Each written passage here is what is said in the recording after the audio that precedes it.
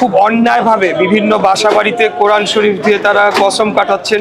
এই ধরনের অত্যন্ত ন্যাক্কারজনক ধর্মকে ব্যবহার করে রাজনৈতিক ফায়দা লোটার চেষ্টা করছেন।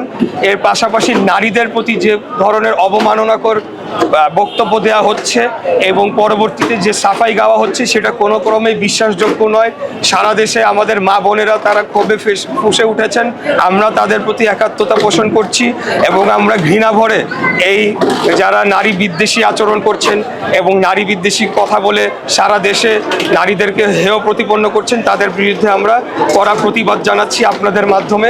এবং আমরা বলতে চাই বাংলাদেশের মানুষ এটাকে কোনোভাবেই গ্রহণ করবে না এবং আগামী 12ই ফেব্রুয়ারি তারা ব্যালটের মাধ্যমে এর জবাব দেবে, এটা আমি মনে করি।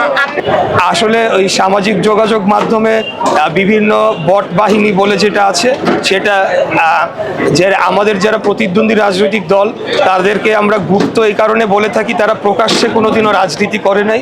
বিভিন্ন ছদ্মবেশে আড়ালে থেকে তারা বিভিন্ন সংগঠনের পরিচয়ে রাজনীতি করেছে। এমনকি এখন যারা ছাত্র সংগঠন রয়েছে আমাদের প্রতিদ্বন্দ্বী রাজনৈতিক দলে তারা কিন্তু অতীতে ছাত্রলীগের সদস্য ছিল এবং ছাত্রলীগের সদস্য হয়ে আমাদের নেতাকর্মীদের উপরে অত্যাচার নির্যাতনও তারা অংশগ্রহণ করেছে এবং তাদের হাতে অফুরন্ত সময় ছিল। তারা সোশ্যাল মিডিয়ার বাবলে তারা বসবাস করেছেন এবং সেখানে তারা কি বলছেন আসলে বাস্তব রাজনীতি, ভোটের রাজনীতি আর এই সোশ্যাল মিডিয়ার রাজনীতি কমপ্লিটলি ভিন্ন।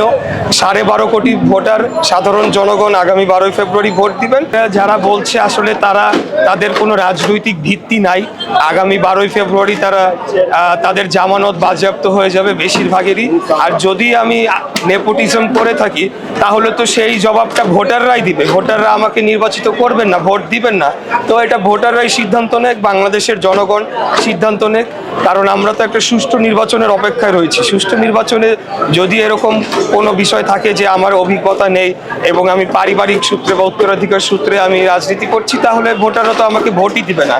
তো ওনারা বিজয়ী হয়ে আসবেন, কোনো অসুবিধা